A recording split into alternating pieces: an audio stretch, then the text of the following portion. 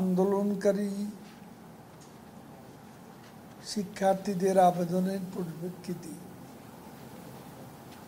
Supreme কোর্টের appeal বিভাগ high court বিভাগের রায়ের কার্যকারিতার 4 সপ্তাহের স্থিতাবস্থার আদেশ প্রদান। এই অবস্থা হাইকোর্ট বিভাগের প্রদত্ত রায়ের কার্যকারিতা থাকবে না এবং হাইকোর্ট বিভাগের পূর্ণাঙ্গ রায় পাওয়ার পর আপিল বিভাগ পূর্ণাঙ্গ শুনানি হবে। ইতিমধ্যে আন্দোলনকারীদের পক্ষে তাদের আইনজীবী কোর্টে বক্তব্য উপস্থাপন করেছেন। চূড়ান্ত শুনানিতে আন্দোলনকারীদের পক্ষের আইনজীবী আরও যুক্তিতর্ক উপস্থাপনের সুযোগ রয়েছে। দেশের সর্বোচ্চ আদালত চূড়ান্ত শুনানির মাধ্যমে এ বিষয়ে নিষ্পত্তি। এখন জন্ম সনদ দিয়ে খোলো বিকাশ স্টুডেন্ট অ্যাকাউন্ট। নিজের বিকাশ নিজে কর।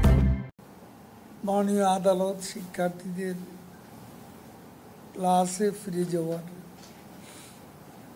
স্ব শিক্ষা প্রতিষ্ঠানে ক্লাসে ফিরে যাওয়ার নির্দেশনা প্রদান করেছেন এবং শিক্ষা প্রতিষ্ঠানের প্রশাসক শিক্ষকগণকে শিক্ষার সুষ্ঠু পরিবেশ বজায় রাখার কথা বলেছেন। এছাড়াও আদালত আন্দোলনরত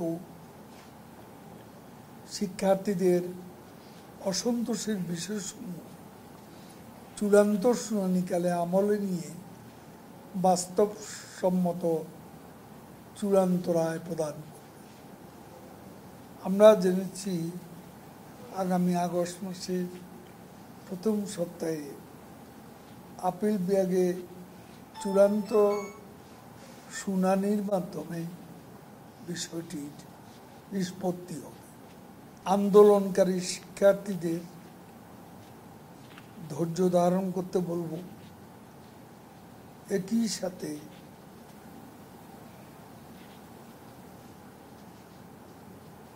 মানুষের দুর্ভোগ সৃষ্টি হতে পারে এ ধরনের কর্মসূচি পরিহার করে আদালতের নির্দেশনা অনুযায়ী